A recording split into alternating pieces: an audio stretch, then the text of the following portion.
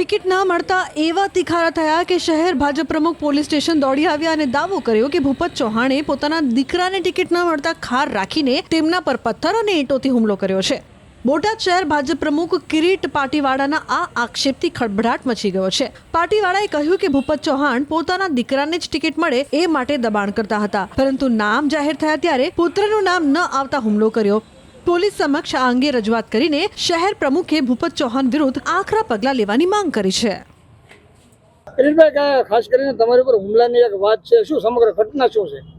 આજે બોટાદ નગરપાલિકામાં જે ઉમેદવારી કરવા માટેનો છેલ્લો દિવસ હતો, જે અમે એક જગ્યાએથી અમારી કાર્યાલયથી દરેક ભારતીય જનતા પાર્ટીના ઉમેદવારોના ફોર્મ પરિપૂર્ણ થાય એની ચકાસણી કરી અને અમે આગળ કાર્યવાહી કરતા હતા અને ઉમેદવારી કરવા માટે ફોર્મ અમે ઉમેદવારોને જમા કરવા માટે કહેતા। તો જે ફોર્મની પૂર્ણ જે થઈ ગયા જમા કરવા માટે, તો અમે ત્યાંથી અમે પ્રાંત સાહેબ પાસે અમે જવા નીકળતા કે કેટલા ફોર્મ જમા થયા એનું માહિતી લેવા માટે। તો બોટાદ જિલ્લા ભારતીય જનતા પાર્ટીની કાર્યાલય નીચે ભૂપતભાઈ ચૌહાણ કરીને એક હતા શખ્સ, તો એમના દીકરાની જે ઉમેદવારી એમને નોંધાવી હતી, પણ એમના દીકરાની ઉમેદવારીનું જે નામ છે પાર્લામેન્ટરી બોર્ડે મંજૂર કર્યું નથી। તો એમની એવી ફરિયાદ હતી કે મારા દીકરાનું નામ ઉમેદવારીમાં તમે નોંધાવો અને તમારી જવાબદારીમાં આવે છે, પણ આ જે છે એ પાર્ટીની સંપૂર્ણ પારદર્શક પ્રક્રિયા હોય છે। તો જે મારા હાથ પણ બંધાયેલા હોય છે, હું કોઈને ચાહું તો પણ એની અંદર સમાવેશ નથી કરી શકતો અને ચાહું તો કોઈને કાઢી પણ નથી શકતો।